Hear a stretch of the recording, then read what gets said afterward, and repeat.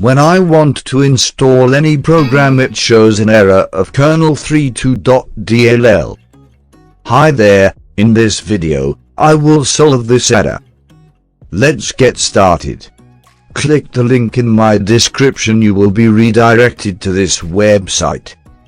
Scroll down and download the application on the base of x86 and x64.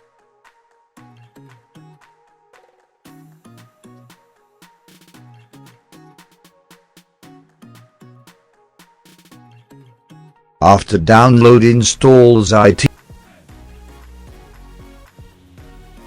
Your problem is now shut out.